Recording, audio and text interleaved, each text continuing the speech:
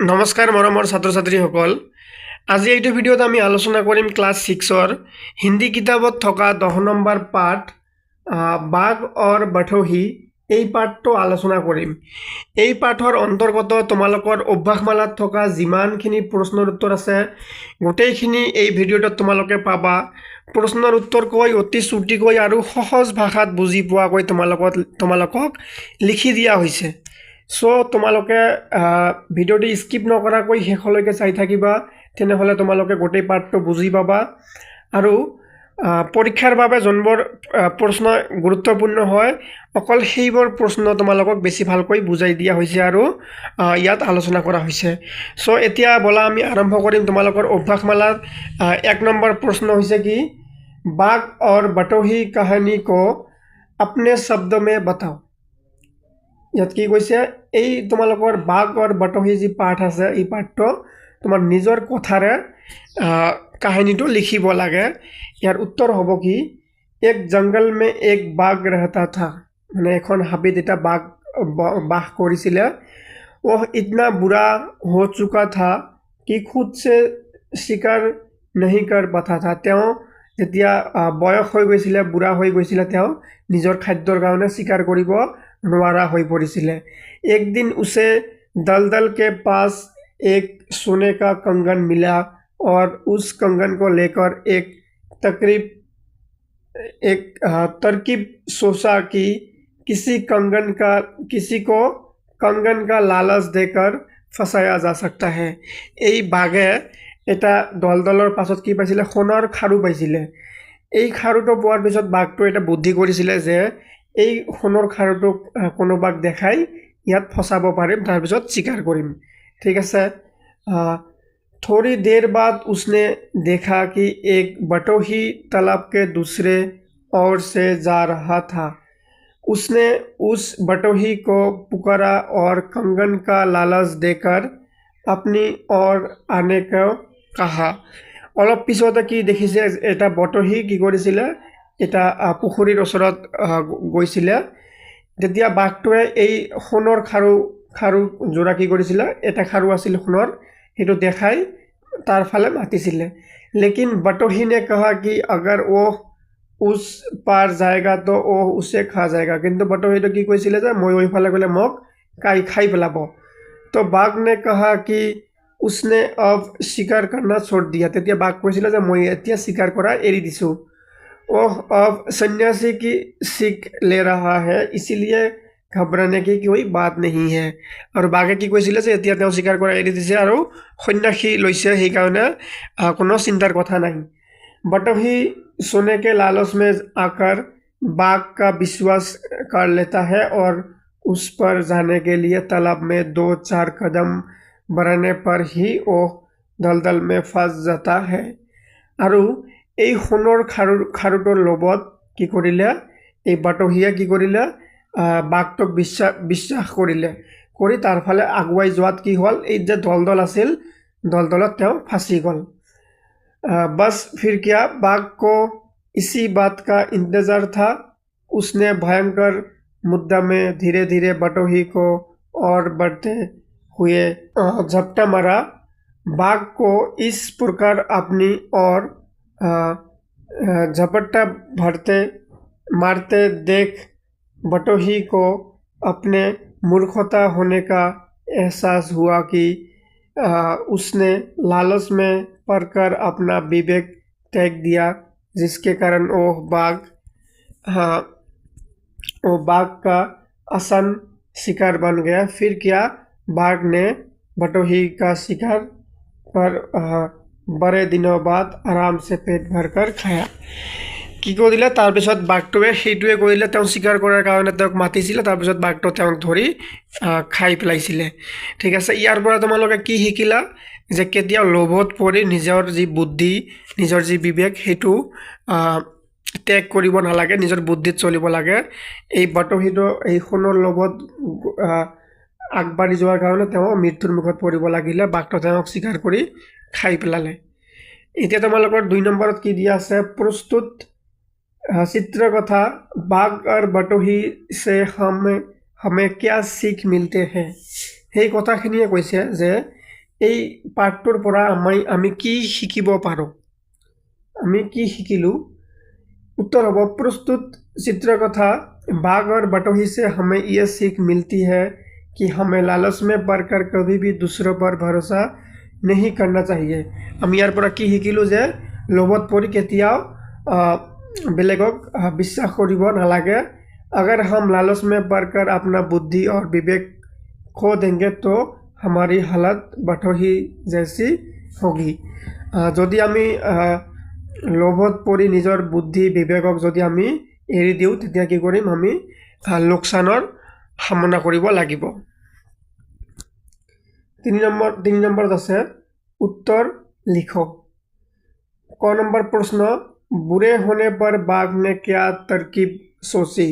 যেতিয়া বাঘে বুঢ়া হৈছিলে তেতিয়া বাঘে কি বুদ্ধি কৰিছিলে বা কি টেকনিক ইউজ কৰিছিলে? उत्तर হ'ব बुरे होने पर बाघ ने एक तरकीब सोची कि वो इस सोने के कंगन का लोभ दिखाकर कभी किसी आदमी को दलदल के इस पार ला सके तो वह बड़ी आसानी से दलदल में फंसाकर उसका शिकार कर सकता है। এইটো কৰিছিলে তেওঁ এই সোণৰ খাৰুটো দেখাই যদি কোনোবাক এই দলদলত ফচাব পাৰে তাৰপিছত শিকাৰ কৰি খাব, সেইটো বুদ্ধি কৰিছিলে। খ नंबर बाघ ने किसका लालच देकर बटोही को तालाब में फंसाया? किसर लोभ देखाई बटोहीक दलदলত फसाইছিলে? बाघ ने सोने का कंगन अर्थात সোণৰ খাৰুৰ লোভ দেখাই बटोहीक दलदলত फसाইছিলে। ঠিক আছে। ग नंबरत দিয়া আছে बाघ की बातें सुनकर बटोही ने क्या किया? बाघर कथा शुनी बटोही की কৰিছিলে? उत्तर হ'ব बाघ की बातें सुनकर बटोही ने बाघ का विश्वास कर लिया और तालाब में उतरने लगा। बटोही की কৰিছিলে? बाघर कथा विश्वास কৰি तालाबत नामिছিলে। ख नंबर प्रश्न तालाब में उतरते ही बटोही का क्या हाल हुआ? उत्तर হ'ব तालाब में उतरते ही बटोही का पैर तालाब के दलदल में फंस गया। এই তালাব মানে পুখুৰীত নমাৰ লগে লগে বটহি কি হৈছিলে? ভৰি দুখন দলদলত ফচি গৈছিলে। নেক্সট প্ৰশ্ন আখিৰকাৰ বাঘ নে বটহি কা क्या हाल किया? আৰু শেষত বাঘে এই বটহি কি কৰিছিলে? आखिरकार बाघ ने बटोही का शिकार कर बड़े आराम से उसे पकाकर खा गया। और बाघे की কৰিছিলে? आरामत खाई पेलाइছিলে। 4 नंबरत আছে आओ समूह में बैठकर वाक्य बनाने का खेल खेले। কি কৈছে? গ্ৰুপত মানে তোমালোকৰ যিমান কেইজন সহপাঠী আছে গ্ৰুপত এক গ্ৰুপ হৈ বাক্য বনোৱাৰ খেল কি দিছে? ঘড়ি এই ঘড়ি দি বাক্য সজাব লাগিব। मेरे पास एक घड़ी है আৰু বেলেগ এজনে ক'ব কি যে मेरे घड़ी सुनहली है আৰু বেলেগ এজনে কি ক'ব उसके पास 2 घड़ियाँ है। এনেকৈ ঘড়ি শব্দ দি দুটা তিনিটাকৈ বাক্য সজাব লাগিব। ঠিক তেনেকৈ ইয়াত কি দিছে? কিতাপ, গাय, मकान, कलम, बहन इस प्रकार निम्नलिखित शब्द का वाक्य बनाओ। এইকেইটা শব্দ দি এনেকৈ বাক্য বনাব লাগে। তোমালোকে গ্ৰুপত বহিবা, গ্ৰুপত বহি বেলেগে এটা এটাকৈ শব্দ বাছি ল'বা আৰু চেষ্টা কৰিবা। किताब दी की আছে? मुझे वो किताब चाहिए, मेरा किताब उसके पास है, इस किताब को ध्यान से पढ़ना।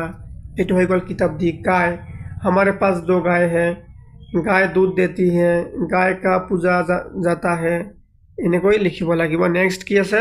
मकान মানে হৈছে घर। वो मकान बहुत सुंदर है, मुझे एक मकान खरीदना है, मेरे मकान मालिक अच्छे हैं। এনেকৈ তোমালোকে লিখিব লাগিব। कलम से लिखा जाता है, मेरे पास 2 कलम है, यह कलम किसका है? এনেকৈ। लास्ट की আছে? बहन মানে হৈছে কি? भनी। बहन ने मुझे आज राखी बांधी, मेरे बहन बहुत प्यारी है, बहन के लिए मैंने एक गुड़िया खरीदी। এনেকৈ লিখিব লাগিব তোমালোকে। তাৰপিছত তোমালোকৰ 5 নম্বৰত কি আছে? इन्हें पढ़ो, समझो और लिखो। ঠিক আছে।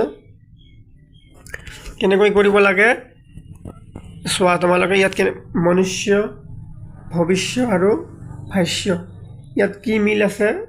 এই লাষ্টত এইখিনিকৈ মিল আছে। এইখিনি মিল আছে সেম এনেকৈ ইয়াত লিখিব লাগে ইয়াত যেনেকৈ আছে এইকেইটা ব্যৱহাৰ কৰি ইয়াত প আৰু কি মধিনাৰ স আৰু অন্তস্তীয় এই দুটা ব্যৱহাৰ কৰি তিনিটা ৱাৰ্ড লিখিছে ইয়াত দ ধ দুটা একেলগে ব্যৱহাৰ কৰি ইয়াত শব্দ লিখিব লাগিব মই তোমালোকক সুন্দৰকৈ তলত লিখি দিছোঁ তোমালোকে ইয়াত এই দুটা ব্যৱহাৰ কৰি এই দুটা লগ কৰিলে কি হ'ব এইটো হ'ব এইটো বৰ্তিত শব্দত থকাকৈ দ আৰু ধ এই দুটা বস্তু একেলগে থকাকৈ তিনিটা শব্দ ইয়াত লিখিব লাগে মই তোমালোকক তলত দেখাই দিছোঁ এইবাৰ অটো কাৰেকশ্যনত ভুল হৈ আহিছে কি হ'ব ইয়াত এই দটো ইয়াত একেলগে থাকিব বুদ্ধি আৰু পৰিচিদ্ধ এই দ আৰু ধটো একেলগে থাকিব আৰু বৃদ্ধি এইটো বৃদ্ধি এনেকুৱা হ'ব বৃদ্ধি এনেকুৱা হ'ব মানে তোমালোকে এইটো লিখিব লাগিব দ আৰু ধ একেলগ কৰিলে এইটো হ'ব এইটো তোমালোকে ইয়াত লিখিব লাগিব বুদ্ধি এই দুটা একেলগ কৰিব এই দুটা একেলগ কৰিব লাগিব এই দুটা একেলগ কৰিব লাগিব এই দুটা একেলগ কৰিব লাগিব তেন্তে হৈ যাব ঠিক আছে তাৰ পিছত তোমালোকৰ কি আছে এইটো এইবোৰ তোমালোকে সুন্দৰকৈ লিখি ল'বা ইজি আছে ঠিক আছে এতিয়া তোমালোকৰ খ নম্বৰত কি দিয়া আছে খ নম্বৰত দিয়া আছে তোমালোকৰ এইটো ব্যৱহাৰ কৰিব লাগে এইটো ব্যৱহাৰ কৰিব লাগে এইটো এটা আছে ঠিক আছে যেনেকৈ চিত্ৰত হিচিকাৰ আছে শিকাৰত হিচিকাৰ আছে কিতাপত হিচিকাৰ আছে এনেকৈ লড়কিত দীৰ্ঘইকাৰ আৰু বাকী শব্দ লিখিব লাগিব ও আছে ও বহুত তাৰপিছত উ আছে ধূপ এনেকৈ লিখিব লাগে মই তোমালোকক সুন্দৰকৈ ইয়াত লিখি দিছোঁ কি হ'ব দীৰ্ঘইকাৰ ব্যৱহাৰ কৰিব লাগিব তোমালোকৰ লড়কি দীপক ভিতৰ ও আছে বহুত বহুত সুবহ ছুটি আৰু উ আছে ধূপ পূৰ্ণ খুবসুৰত এনেকৈ লিখিব লাগিব তোমালোকক তাৰপিছত তোমালোকৰ 6 নম্বৰত কি দিয়া আছে आओ समान अर्थ वाले शब्दों का रेखा खींचकर मिलाए কি কৰিব লাগে তোমালোকক এইটো তোমালোকক মিলাব লাগিব মিলালে কি হ'ব